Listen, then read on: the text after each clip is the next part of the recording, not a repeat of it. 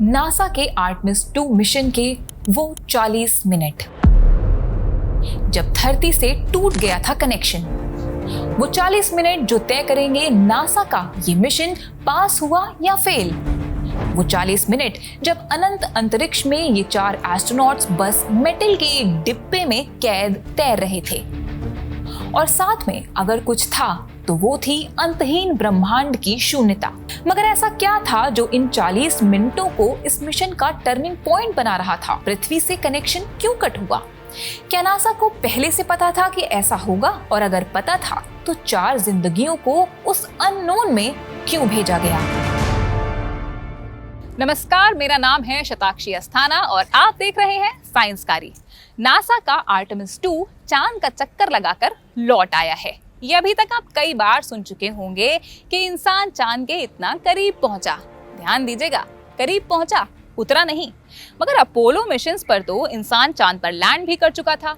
तो आर्टेमिस को लेकर सवाल उठता है कि नए सिरे से वही सब क्यों दोहराना है? इतने अरबों डॉलर खर्च करके 4 एस्ट्रोनॉट्स को चांद के ऑर्बिट की सैर क्यों करानी है? इन सब सवालों के जवाब छिपे हैं आर्टेमिस 2 की जर्नी के उन 40 मिनटों में।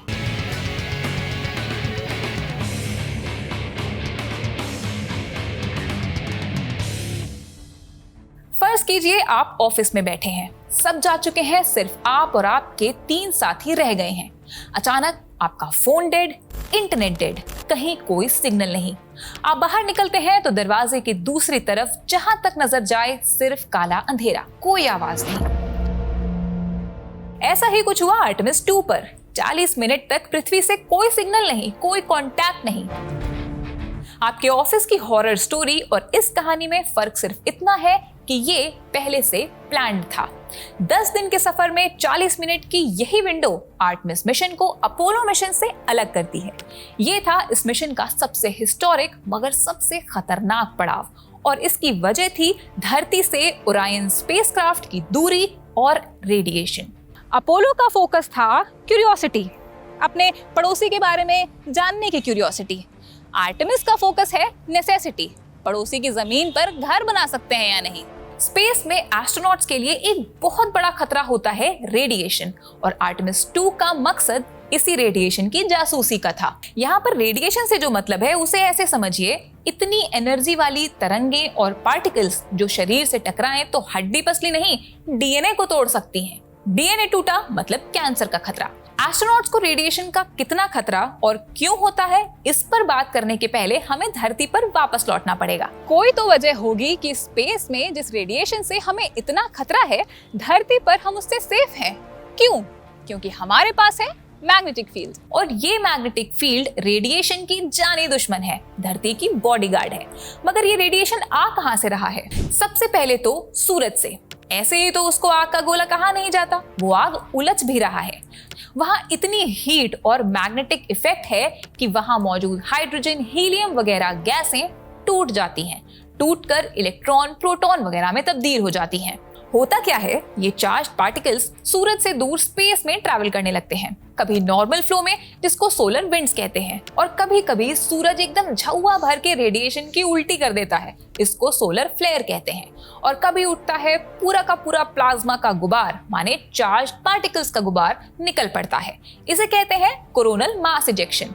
नाम पर मत जाइए, इतना जानिए कि ये जो सोलर फ्लेयर है ना, ये इतनी एनर्जी रिलीज करते हैं जो लाखों करोड़ों हाइड्रोजन बम के बराबर होती है। मुद्दे की बात ये है कि ये सब सूरज से निकलता है और स्पेस में फैल जाता है, धरती की तरफ भी आता है, मगर हमारी प्यारी मैग्नेटिक फील्ड इस प्लाज्मा के सामने चौड़ में खड़ी हो जाती है। इन पार्टिकल्स को नो एंट्री का बोर्ड दिखा देती है, इनकी फील्डिंग सेट कर देती है। किसी समझदार लड़की ने एक बात कही है, कहा है कि बात और एनर्जी निकली है तो दूर तलक जाएगी। अब ये पार्टिकल्स आ गए तो जाएंगे कहाँ? चौखट पर खड़े रहेंगे, मैग्नेटिक फील्ड की चौखट पर। धरती के ऊपर ऐसी 2 बेल्ट्स बनती हैं जहां ये चार्ज पार्टिकल्स जमा हो जाते हैं, इन्हें कहते हैं वैन एलन बेल्ट्स। कि हमारा जो एक्सपीरियंस था, जो हमने चंद्रयान 1 का और चंद्रयान 2 और 3 को लिया है, जो डाटा अवेलेबल है कि ये रेडिएशन जो या तो उसका 1 एलन बेल्ट के अंदर क्रॉस करते वो रेडिएशन इफेक्ट ज्यादा है, या जो सोलर फ्लेयर्स आते हैं ना, सोलर स्टॉर्म, सोलर फ्लेयर्स जो आते हैं उनमें रेडिएशन ज्यादा हो। तो बेसिकली धरती पर तो मैग्नेटिक फील्ड हमें सूरज के रेडिएशन से बचा लेती है, मगर बाहर ये रेडिएशन खतरनाक साबित होता है। जब एस्ट्रोनॉट स्पेस में जा रहे होते हैं तो उन्हें इन्हीं वैन एलन बेल्ट्स को क्रॉस करना पड़ता है, माने जो रेडिएशन जमा पड़ा है उससे होकर गुजरना पड़ता है। सिर्फ इतना ही होता तो क्या था, वैन एलन बेल्ट्स के आगे जहान और भी हैं, अभी इश्क के इम्तिहान और भी हैं। इन वैन एलन बेल्ट्स को क्रॉस करने के बाद एक रेडिएशन और होता है। ये सूरज से नहीं बल्कि हमारे सोलर सिस्टम के बाहर से आ रहा होता है। इतना बड़ा ब्रह्मांड है, कितनी गैलेक्सीज हैं, कितने सितारे हैं, इन वाले स्टार और गैलेक्सी की बात नहीं हो रही है। हम बात करने वाले थे कॉस्मिक रेडिएशन की, जो सितारों के फटने से निकलती है। ये रेडिएशन इतना पावरफुल होता है कि खटाखट सोलर सिस्टम में घुस जाता है। इनकी स्पीड बहुत तेज होती है तो डेंजर भी ज्यादा होता है।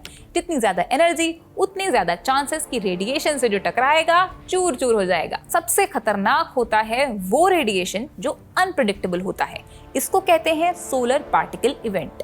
सूरज से जो पार्टिकल्स निकल रहे थे ना, कभी ये बुरी तरह पगला जाते हैं और लाइट की स्पीड के करीब पहुंचने लगते हैं। अगर ऐसा हो गया तो इनकी एनर्जी इतनी ज्यादा हो जाती है कि ये स्पेसक्राफ्ट के अंदर पहुंच सकते हैं। फिर तो एस्ट्रोनॉट्स को सीधा निशाना भी बना सकते हैं। और हमने आपको बताया कि ऐसा हुआ मतलब डीएनए पर डेंजर। इनफैक्ट 1972 में अपोलो 16 और अपोलो 17 मिशन के बीच में ऐसे सोलर स्टॉर्म्स उठे थे और साइंटिस्ट को लगता है कि अगर ये स्टॉर्म मिशन के दौरान आए होते तो एस्ट्रोनॉट्स की जान भी जा सकती थी। आर्टेमिस मिशन इसी वजह से अपोलो के कंपैरिजन में ज्यादा खतरनाक था। असल में सूरज की एक्टिविटी की एक साइकिल होती है, कभी कम कभी ज्यादा, और अभी सूरज जिस फेज में है उसमें सोलर एक्टिविटी अपने हाई पर है, यानी सोलर पार्टिकल इवेंट के चांसेस ज्यादा थे। ऐसे में आता है आर्टेमिस 2। चचा गालिब का चेला, डुबोया मुझको होने ने, न होता मैं तो क्या होता। नहीं समझे? समझाते हैं। आर्टेमिस 2 ने जो इतिहास रचा है वो खुद में बड़ा कारण है कि उस पर रेडिएशन एक्सपोजर का खतरा बढ़ गया।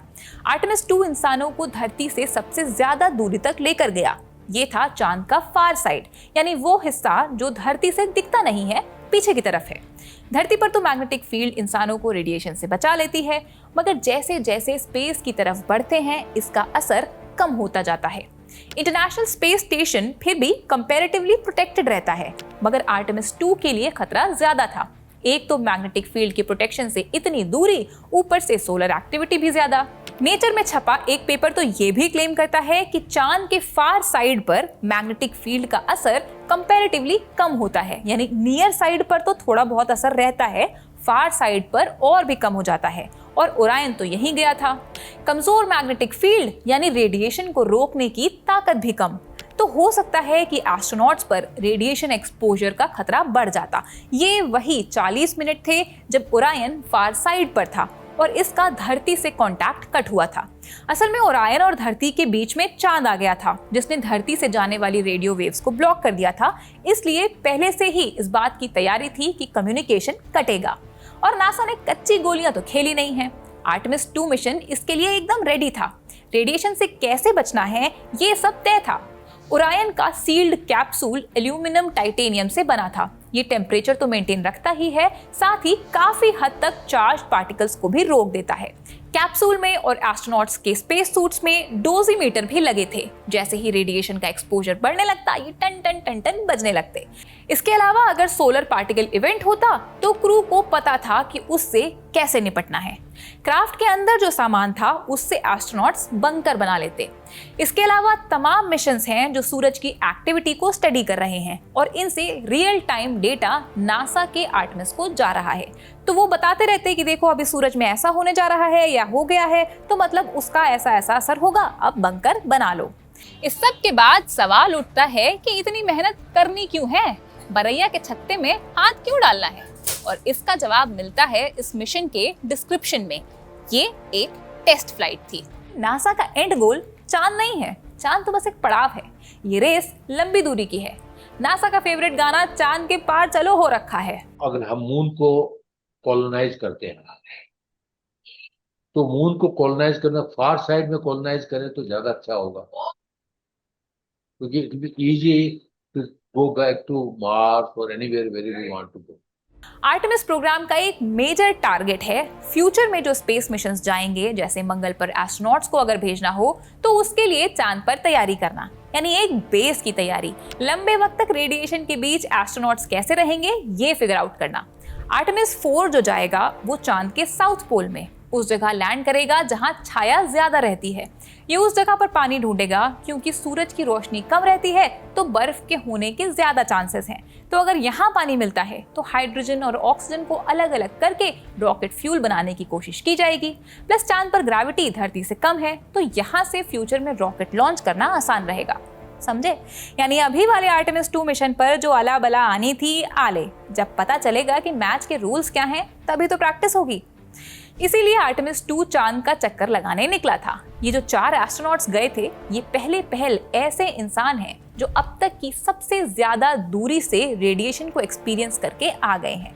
और सिर्फ इनके शरीर नहीं, फ्लाइट पर जाने के पहले इनके बोन मैरो के सैंपल ले लिए गए थे। उसका एक सेट पृथ्वी पर ही रहा और दूसरा सेट इन लोगों के साथ चांद तक गया। इनके वापस आने के बाद कंपेयर किया जाएगा, देखा जाएगा रेडिएशन और दूसरे तमाम फैक्टर्स का असर। तो एस्ट्रोनॉट्स की सेहत तो मॉनिटर की ही जाएगी, लॉन्ग टर्म में डीएनए में क्या दिखता है, इन सैंपल्स में क्या फर्क पड़ा है, ये सब भी देखा जाएगा। इससे तय होगा कि अभी की जो तैयारी है वो सही है या उसमें कुछ चेंज करना है। तो ये है पूरा मैटर। स्पेस अनप्रेडिक्टेबल है लेकिन उसको एक्सप्लोर भी तो करना ही है। स्टीवन हॉकिंग ने एक बार कहा था कि क्लाइमेट चेंज, न्यूक्लियर वॉर, इस सब से हमारी धरती को सबसे ज्यादा खतरा है। इसलिए जरूरी है कि हम अंतरिक्ष में एक दूसरा ठिकाना भी ढूंढें। बस वही कोशिश चल रही है। जाते जाते एक सवाल आपसे भी, भारत ने इस डायरेक्शन में क्या क्या किया है हमें कमेंट्स में बताइएगा। ये एपिसोड आपको कैसा लगा ये भी बताइएगा। बाकी मिलेंगे अगले हफ्ते। शुक्रिया।